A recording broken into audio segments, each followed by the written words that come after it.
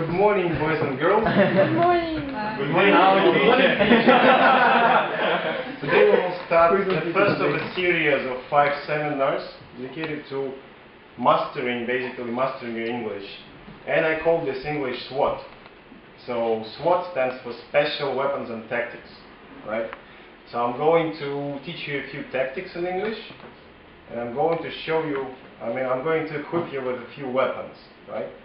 So you're going to have enough ammunition to present whatever you want to present in English, especially your thesis. And the way I'm going to do this, I'm going to speak in English only, right? And you're going to listen. If you don't understand, you're going to raise your hand and ask a question. So, why special weapons and tactics? I think that we have an opportunity here in the automatic control department, to put together a squad of special elite forces who know how to present, how to speak in English, how to write a paper in English, how to represent our university at the international conferences. Like, I'm going there not very often, but sometimes I have to go to a conference to present. I would very much welcome all of you to come with me. And with this, let's start.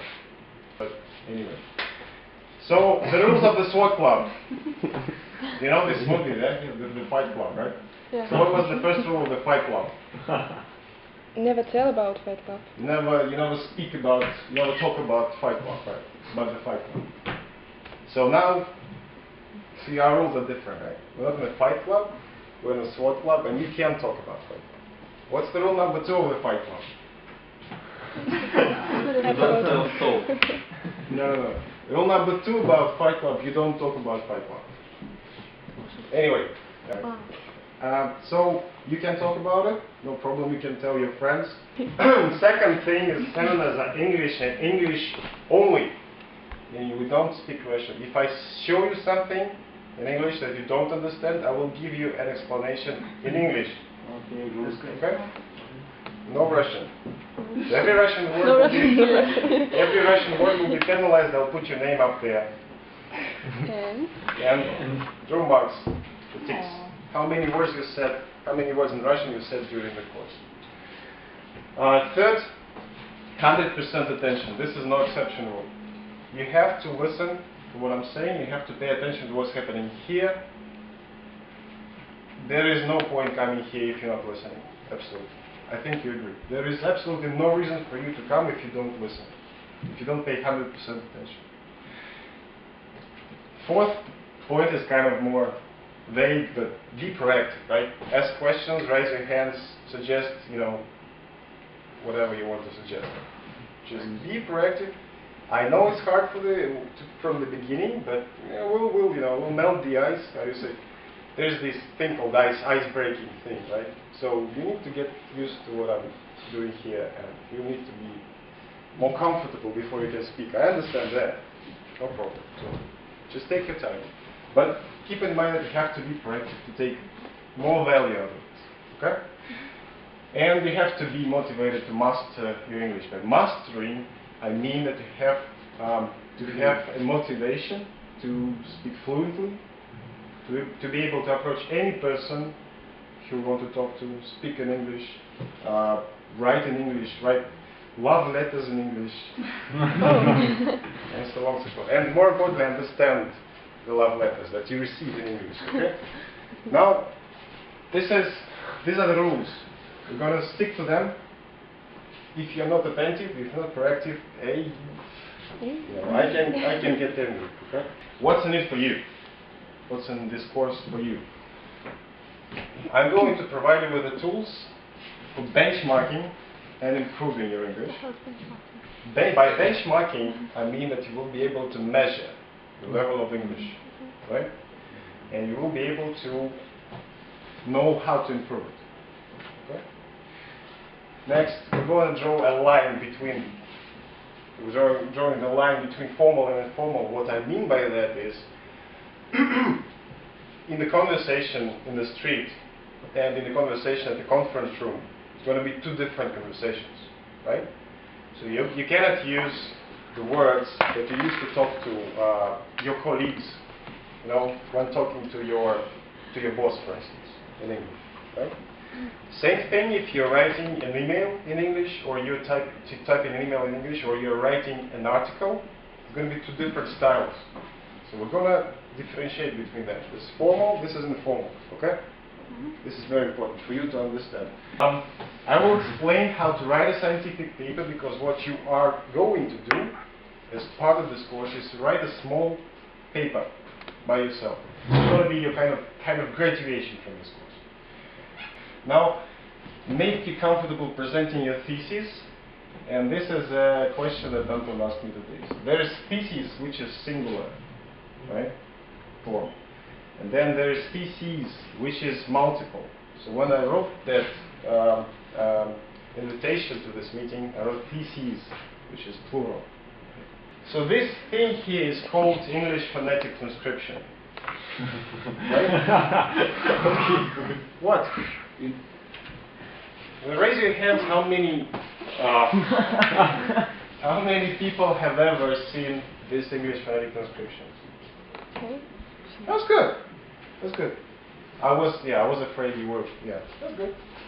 So this line we can skip straight away, right? And just in case, you can go to this website if you're not sure how to pronounce the word, right? Just make sure you visit this or any other website. Now, coming to some of the more advanced stuff, I should say that, first of all, mastering and learning English, you have to accept one simple fact. You will never, ever know English as good as a native person. Never. And make no mistake about it. Right? So, 500,000 English native speakers went through this test, and this is the results of them by distribution. So, for instance, 10-year-old English boy or American boy or girl knows 12,500 words, right? So no matter how hard you try, you're going to know 9,000 words, maybe more. But the thing is, your English can be good enough. Good enough for what? For buying something at the shop, for writing some emails, for reading, for watching movies in English, and so on and so forth. Right? You drive in a vehicle. You don't drive in a vehicle is a general word for describing cars, buses, trains, airplanes, exactly. So a vehicle is a word to describe means of transportation. Okay? And you're going to send the inviters your itinerary. Have you heard this word? Itinerary. No. Right? This is your basically schedule, arrival plan, right? Not just arrival, but your travel plan. Yeah, so you're going to say, I'm going to take plane UN 491, which arrives at Berlin, Tegel, 7:17 sharp, and all this is going to be called your itinerary. I'm just giving you examples so that if you travel outside Russia, you're going to use these words more or less every time. And then when you arrive at the city, you're going to need an accommodation. Accommodation, it's not a room, it's not a hostel, it's not a hotel. Accommodation, again, it's a generic word. So it's something where you can live in. Accommodation, right? There's just a few examples. And what I strongly encourage you to do is, when you are in doubt what this word means, basically when you need a vocabulary, don't use Russian language vocabulary. There are two very good sites. I use this site, the Free Dictionary. I use it all the time. I'm going to show you what it looks like. The reason why I'm using this is simply because Russian translation is not always giving you the full picture of a word. Not always. Like a word, English is very context dependent. So depending on the context, depending on who is speaking, and depending on what he is speaking about, a word can take different meanings. There's also a slightly lighter, I would say, a lighter version is the Wiktionary. Wiktionary typically doesn't have the Examples of usage. The dictionary normally just give you a few different meanings of a word. In English as well. So wherever possible, I strongly recommend you should use the English translation rather than research. Now, common words, it's more difficult in a certain sense because you have a lot of meanings that are tied to this word. For instance, you know the word hang, right? You know, when they hang a person, right? You can hang your shirt on the hanger and so on and so forth. But a lot depends. So if you hang up the phone, right? You hang on when you're waiting for someone, right? Hang over, when something is hanging over. This is a line from the Beatles song, Yesterday. Yesterday, all my troubles seem so far. So this is the word. The line from there. Hangover is when you're suffering in the morning because you had too much drink the night before. Right? I'm so hungover. Yeah, they say I'm hungover. Meaning the person is suffering. Now, hang out it's a bit more interesting because you hang out with someone, you go socialize, have a party, have a few drinks, and then you have a hangover, right? Yeah. Typically. Now, you hang out with people, but when you say hang out to dry, typically you hang out a shirt to dry when you just washed it and you hang it out to dry. But when saying in a different and in a kind of this expression basically means that you left someone in danger, left someone in need without support, betrayed something. So to hang someone out to dry means to betray someone. Now, and the last one, end with a cliffhanger. You know this episode, to be continued, right? This is a cliffhanger. When you leave something, when the sequence, when a movie is stopped at a point when there is a suspense there, something is not resolved. So this is called end with a cliffhanger. It is all just one word. So how many different meanings, right? And there's just only a few, really. I'm tempted to give you this link because especially this is to your question about the social kind of a common people conversations and stuff like that. The Urban Dictionary is a website where you can get all sorts of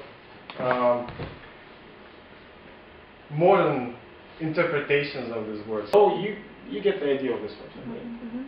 As indispensable sometimes when you want to understand what they mean in the day-to-day conversations with native speakers, especially.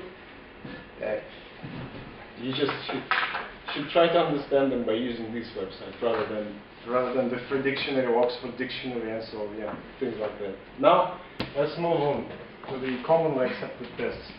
I'm not going to talk about this in too much detail, but you should all, if you aim at mastering your English, you should also be aware of how your level of English is going to be measured by the companies, by the institutions, by your boss.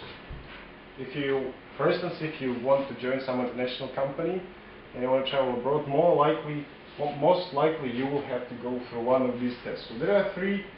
There is a company called ETS, English Testing Service, right? English Testing Service. So if you go to the ets.org, you will find these 3 web tests and many more. There is also one for the teachers called Praxis. This test of English as foreign language for foreigners. There is test of English for international communications as well, which is for you to be able to join big companies. TOEFL is more for students, for admission to the college or to higher education system in Great Britain or anywhere. European country. Yeah, anywhere. Now, the GRE is a graduate record examination test, which is more like our ЕГЭ, right? The thing is, you will have to show your GRE results to be admitted to the college, for instance. What I was going to show you in these tests that you're going to be measured typically most of this, well, these two tests in particular, they measure your reading, writing, listening, and speaking. 4 different aspects of English, right? And this is how we're going to structure our seminars, right? Now, the GMAT is a bit more specific. GMAT is a series of tests that tests your mathematics, tests your logical thinking, creativity, tests all sorts of different knowledge that you should have as a candidate for the MBA program. You know MBA, right? No. Master of Business Administration. I was thinking about MBA maybe when I was 28. And you can find also like free versions, free samples of these tests on the internet, a lot of them. If you want to measure your level of English, I do encourage you to go through, to go and find any of these tests and go through them, because this might be interesting for you as well. I want to tell you a few of my observations that I made while listening to the Russian people speak and present. And these are very irritating things. And you should try to know about them and avoid them. Because when you, like, I just returned from a conference 2 weeks ago. So there's this list, I will give you a link later, where an English teacher lists 50 of most common mistakes, right? Grammar mistakes in English. And I read through the list and I understand that this mistake is typical for Russians, right? So to master my English is absolutely, strictly prohibited. You never use to after modal verbs. Modal verbs, I hope you understand what a modal verb is.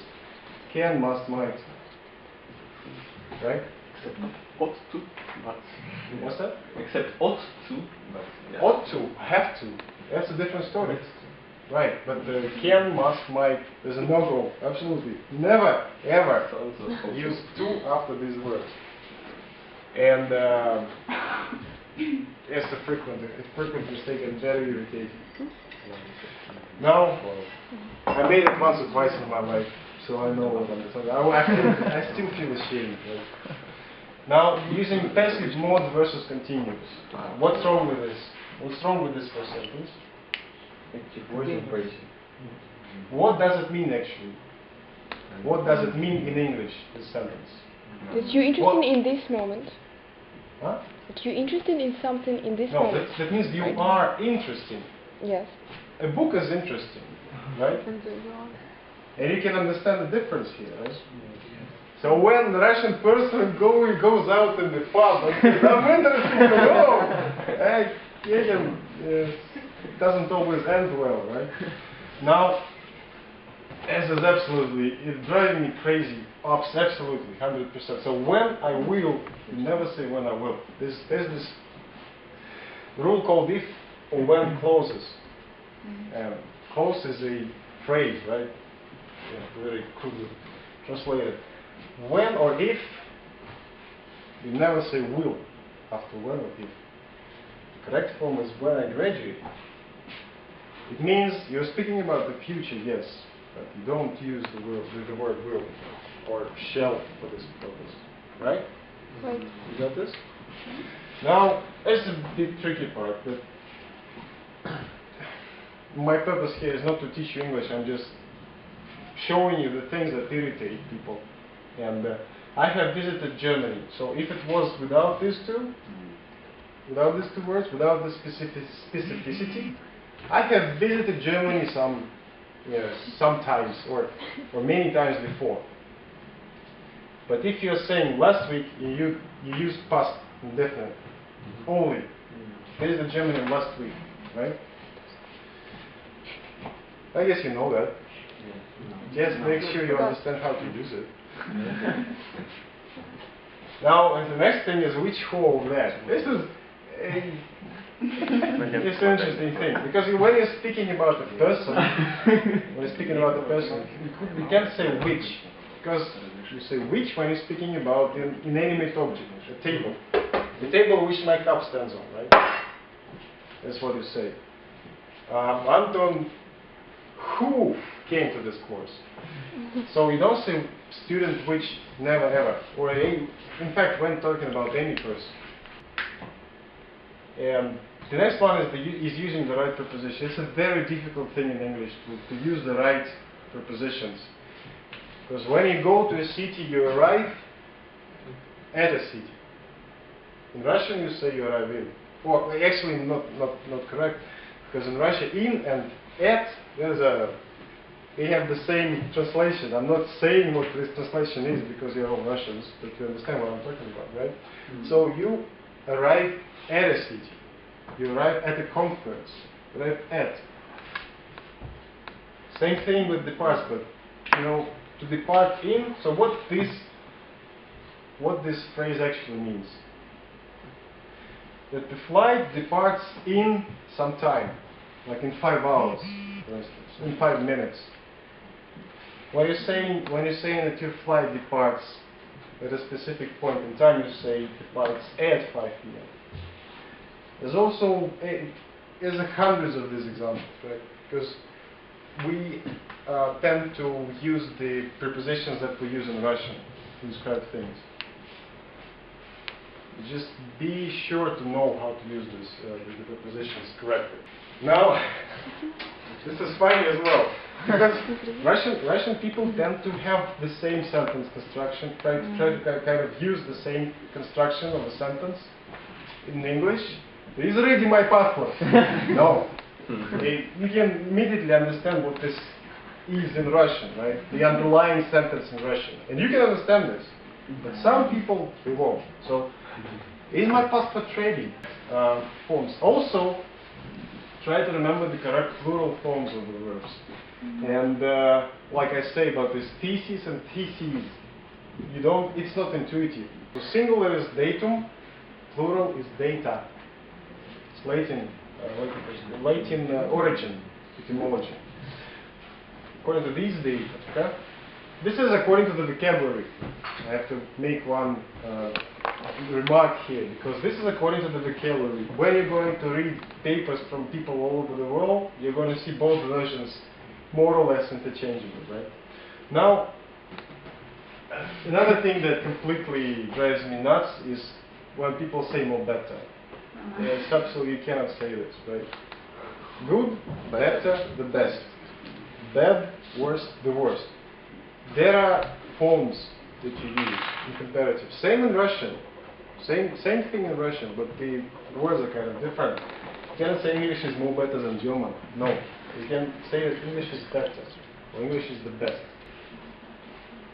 Absolutely on top of my chart for the most irritating mistakes, personally, is when people don't know how to say where to put where to put the stress in the word, or how to pronounce it. So let's start. How do you say this word? Control. Control. Control. No? Attribute. No. Attribute. Attribute. That's good. That's correct. Argument. Argument. That's good. Comfort. Comfort.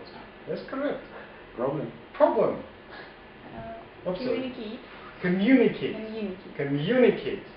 That's exactly what I mean. Compensate. Compensate. Compensate. Compensate. Not compensate. Because in Russian, you immediately understand what I mean, right? Because in Russian we say problem. No problem, right? It's a very common mistake. At least it's far from complete. Now let's continue. That's interesting, isn't it? Process. What are you talking about? Process. Process. A process or to process? To process. Right. So this is a word which has different stress depending on whether it's a noun or a verb. Yeah. When you say to process something, to process. At the same time, there is a processor in this computer.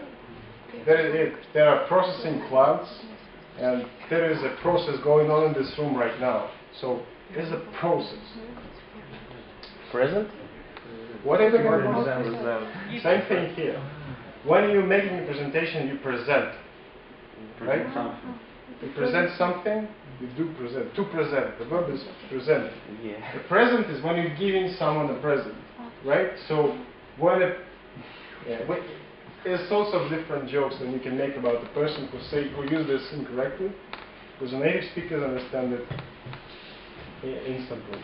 Now, Variable. variable, that's good. Philosophy. Philosophy, amazing. Economy. Economy, Yeah. Bear.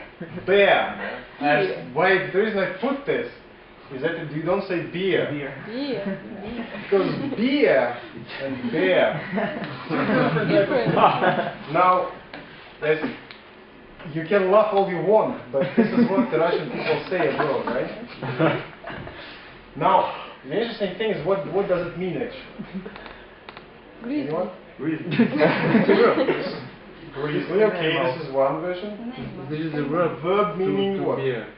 When you say I bear in mind, meaning I have something in mind, Oh, right? okay. Bear, born. Yeah, exactly, bear born. Born. Bored. No? Anyway, bear in mind, and there was this story I want to tell you, just recent story because I'm still shocked. There was this lady at the German conference, and she said, you know what is this is to make sure you understand there are very irritating mistakes in English, and you pay attention to them. I hope you don't run into this situation of solvable or disabled ever. Now, let's go through the course, because I'm going to the last part of the introductory seminar. I'm going to explain what we're going to see next. There are two tactics, right? Two tactics and two weapons. The first tactic is reading. Special weapons and tactics. Remember, you're the SWAT team. Okay? So, tactic reading. I'm going to talk about how to search for information, how to use Google Scholar. Also, little did you know, there's a very, very extensive electronic library at the Gubkin University, also in English. So there are publishing houses like Elsevier, for instance. Elsevier is a German publishing house. What else? We have also access to One Petrol, and there's a big source of information as well, if you know what I'm talking about. If you don't, just believe me, these are very, very good sources of information. English papers. So the way I'm going to approach this, so I didn't say this, but you're going to have home assignments every time.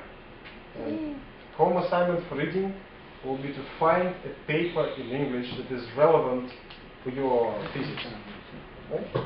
Find it, read it, make a summary, make up something.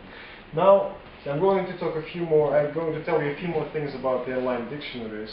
And the free dictionary, I actually showed this to you today, but I'm also going to explain to you how to use the offline dictionaries. So all these Oxford, Heritage, and so on, so there's a list of vocabularies that you can upload in, for instance, Golden Dict. If you want to, you can write it down. You can start using it already. But basically, this is a dictionary, right? It's just a piece of software that you load up with dictionaries and you can use it. It is freeware. It is freeware. And the dictionaries are freeware too. Yeah.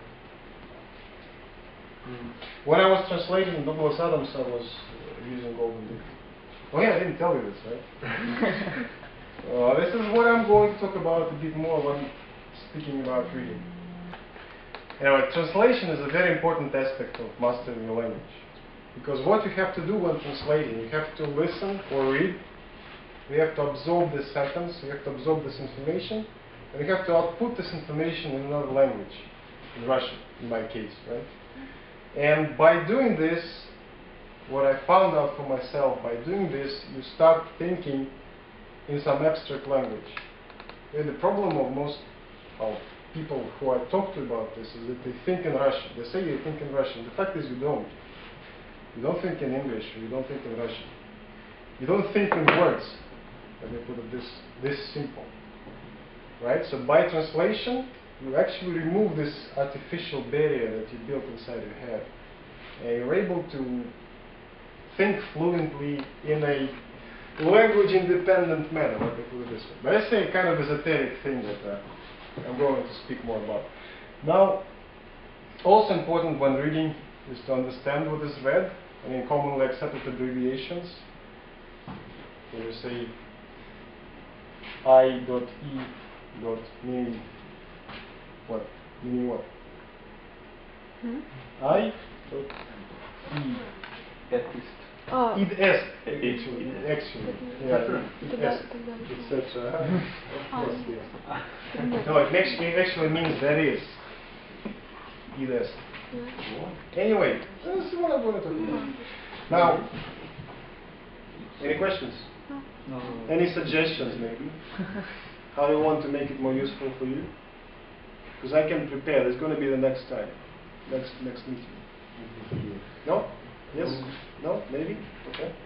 Now listening. This is the second tactic, and I'm going to share some of my pain with you because I look at all of you now. I can see you are listening. 100% listening. What I see at the on the other hand, what I see at the computer modeling courses or artificial intelligence, now it's a totally different story. The thing is, and I'm going to make a point, that there is no point in coming and not listening. Because it's a waste of your time. Eventually, your attention span... What's this? Okay. You lose your attention while listening to lectures, or so there are techniques to keep your attention keen, to keep you on top of the situation all the time. And one of the keys to this is making notes, of course, which I always try to tell you is a useful tool, not only keeping you awake, but also for keeping the information in your head.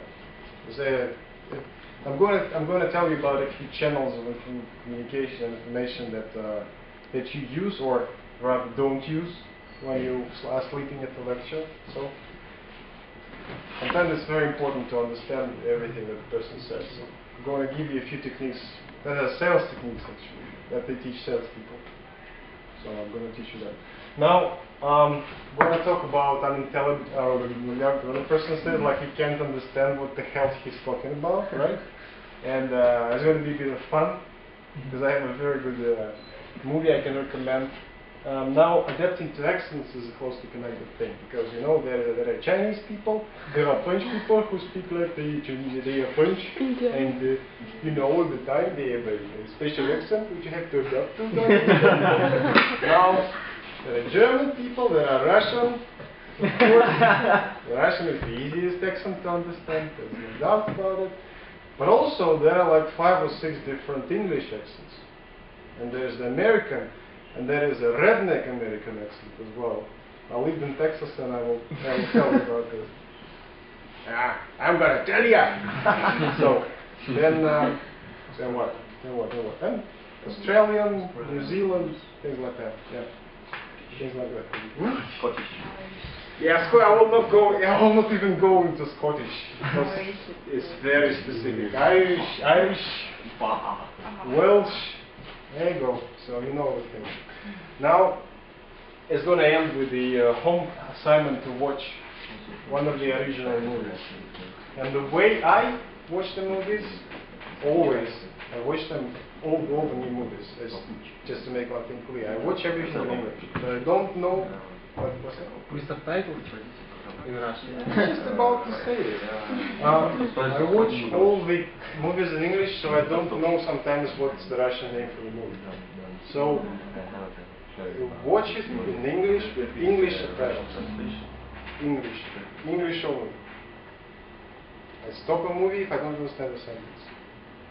I read it, I make sure I understand. I will Google a word or go to the free dictionary. So, this is going to be a Hitchhiker's Guide to the Galaxy, by the way. I didn't finish the story. I did translate the book as a book by Douglas Adams. I did it for myself. It's available on the internet, so you can check it out. But it's a fun book. It was a good exercise, though. So you mean you translated the whole? It's small. It's 150 pages. No, it's a small book. 150 pages is like for a professional, because I was thinking about becoming a translator, but they didn't let me into the circle because they prefer graduates from the Moscow Linguistic University rather than the person with 10 years in the industry for some reason. I don't know. Anyway, so the weapons I'm going to give you are the writing skills. And we're going to speak about formal versus informal tone. So what are the phrases that you don't use in the formal written communications? Rules for word capitalization. This is an interesting part because you see all my headings here are capitalized properly. You didn't pay attention to that probably, but this is the way you should write your headings in your scientific papers and so on.